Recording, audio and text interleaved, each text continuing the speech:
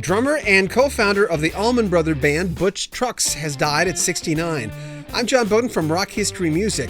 When you look at the history of the Allman Brothers band and how many members have come and gone, there's only two guys that were there for everything: Gregg Allman and drummer Butch Trucks. His booking agent, Page Stallings, said that Trucks died on Tuesday in West Palm Beach, Florida. The cause of death is yet unknown. In his book, the band's former guitarist Dicky Betts said, "We needed Butch, who had that drive and strength. Freight train, meat and potatoes thing. It set up Jaimoe perfectly." He was talking about the band's other drummer, Jaimoe Johanson, who was there almost as long as Trucks. Jaimoe was more of a in-the-pocket kind of drummer, while Trucks was like the firing storm.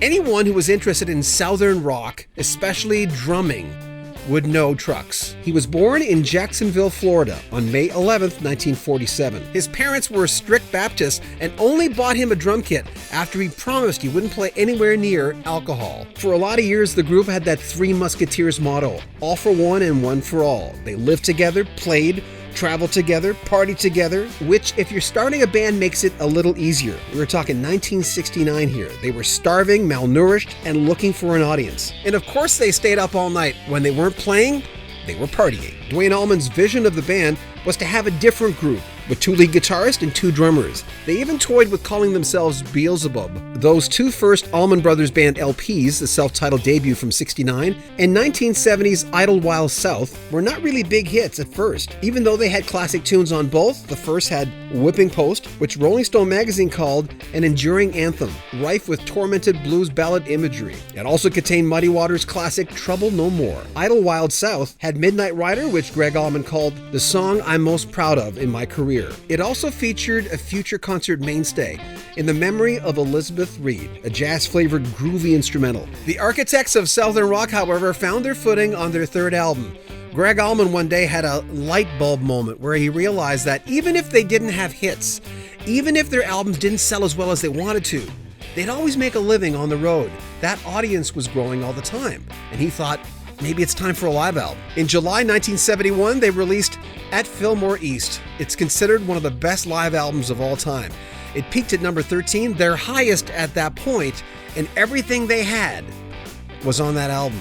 And as they say in rock and roll, everything changed after that. With increased popularity came the usual rock and roll carnage, drugs and booze. Duane Allman and bassist Barry Oakley, and even a few of the roadies went into rehab. The band's biggest blow came on October 29, 1971. At the age of only 24, Duane Allman was killed in a motorcycle accident. On deciding the future of the band, Trucks once said, "We all had this thing in us, and Duane put it there. He was the teacher, and he gave something to us, his disciples, and we had to play out." The next album, Eat a Peach, did feature Duane Allman prominently, and it reached number 5 on the charts. On the LP, a gorgeous tune, Melissa, that was originally thought to be too soft for the group. Gregg wrote it before he was in the band in 1967, and later played it at Duane's funeral. Things got worse. Bassist Barry Oakley was killed in another motorcycle accident just a few blocks from where Duane had died. They are buried side by side. Interestingly, they called the next album Brothers and Sisters, which is weird because they were not getting along. There was drugs in the way and a lot of arguments. The album did feature Ramblin' Man, their only top 10 hit. And by the way, this album was their only number 1. From 1999 to 2014, Trucks' nephew, Derek, joined the group as a guitarist. On his Twitter account today, Derek wrote, "Rest in peace, Uncle Butch." They broke up and reformed 3 times. They eventually retired in 2014. Last year, Butch told Rolling Stone magazine, "We were in another universe. We were out there spreading the gospel of the music we had discovered. We never thought we would be more than an opening act. Atlantic Records was always riding our ass constantly to get Gregg from behind the organ and to jump around the stage like Robert Plant. But we were playing this for ourselves." In a statement, Gregg Allman said, "I'm heartbroken. I've lost another brother, and it hurts beyond words. Butch and I knew each other since we were teenagers, and we were bandmates for 45 years. He was a great man and a great drummer, and I'm going to miss him forever. Rest in peace, Brother Butch." In the 1970s, as a teenager, my tastes were not sophisticated, or I wasn't curious enough to discover the Allman Brothers band.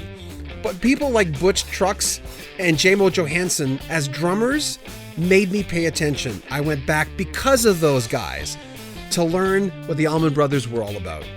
Butch, may you rest in peace. I'm John Bowden. Make sure you comment on our videos and subscribe to our channel and share our videos. This is Rock History Music.